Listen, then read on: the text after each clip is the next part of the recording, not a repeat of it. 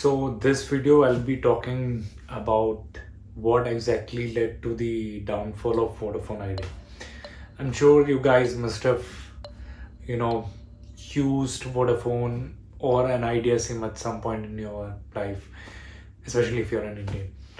And quickly I'll get to the reasons, and that's number one.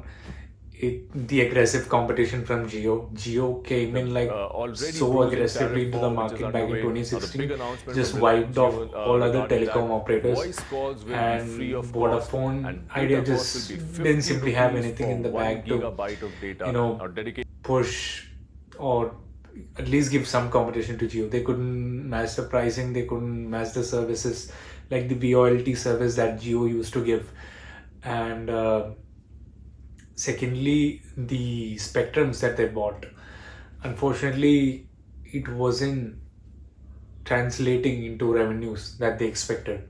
So that kind of backfired into their projections, though putting them into a lot of financial burden. And then third, they had this AGR dues where telecom operators have to pay money to the government. So they hadn't paid for a long time. This includes spectrum dues as well, and this kept on piling up, and the government actually went to court for this, and the decision got upheld, and where Vodafone had to pay the government close to 58,000 crore. So imagine what that kind of money, if you're paying off, will do to your balance sheet. And then the next one was the merger with Vodafone and Idea. Unfortunately, it didn't go well the way they planned. These M&A deals, they look good on paper, but it's really hard to translate it off paper.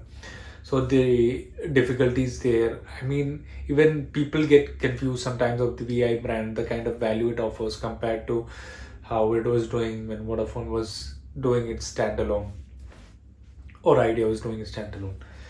And then the lack of infrastructure or technological advancement that Vodafone didn't make, VI didn't make. So if you look at Airtel and Jio, they have been expanding really aggressively, setting up 4G networks all over India.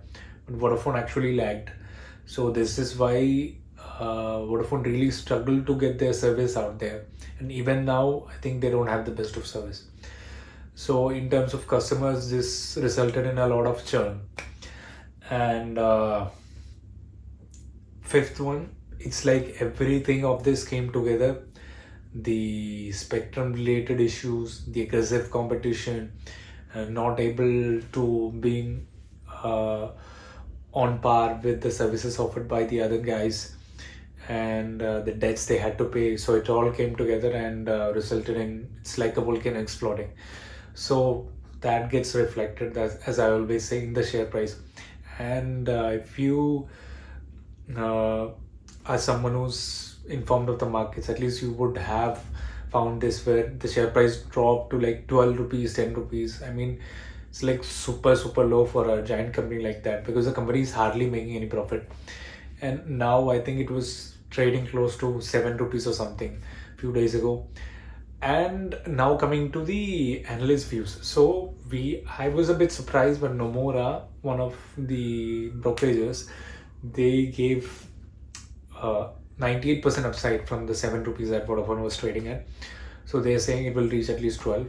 I've not really looked at the numbers in deep to give my view on that, but it's something to look into, and I'll share the article links in the description.